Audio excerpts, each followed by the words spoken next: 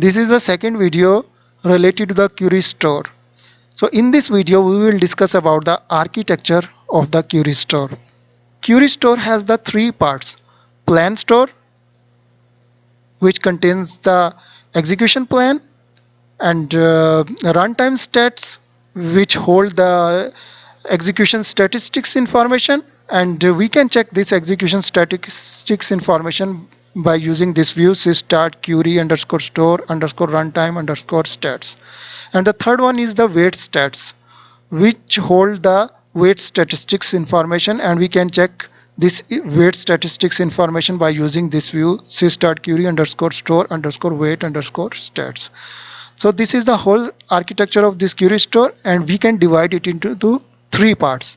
This is the memory part, this is the storage subsystem which is on the disk, and this is the layer between the memory and the storage subsystem, which is known as asynchronous writer.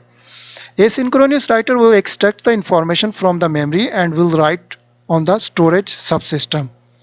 When the data come into the asynchronous writer, the speed at which the data is persisted to the storage subsystem depends on the internal asynchronous write process. So now suppose the client will submit a query. This SQL query will come here, and it first time it will be compiled. The compiled plan and the text will go to the plan store, and if this query is recompiled, the plan will be updated into the plan store. So when this data is coming to this plan store, it will immediately will be written to the asynchronous writer. Then the asynchronous writer internal structure will write this to the storage subsystem, and when this query is executed, the execution information will be this execution the runtime statistics will be returned to the runtime stats.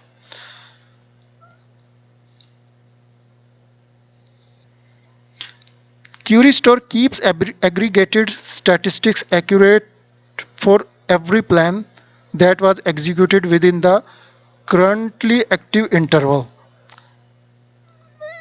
Suppose this if there is a second query compiled, its statistics will also be aggregated here, and query store will keep in aggregations here until the some specific time interval will be occurred.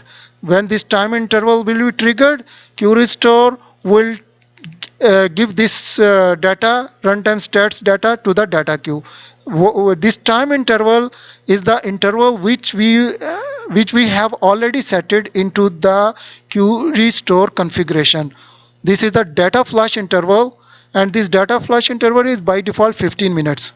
And when this 15 minutes will be completed, the what will be happened, this it will go to signal to the query store, and query store will take this runtime stats and will give it to the asynchronous writer, and then the asynchronous writer internal process write process will write this data to the storage subsystem.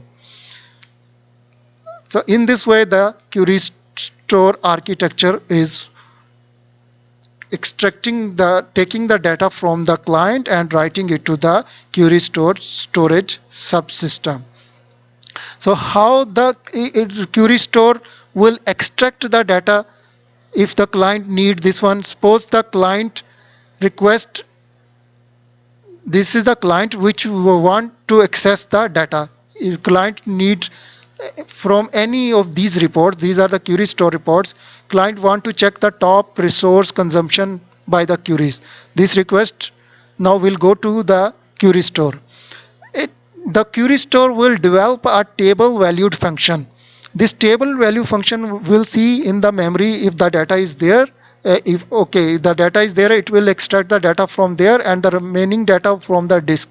It will extract the data simultaneously from memory and from the disk, and it will give to this data to the client. So in this way query store will access the data.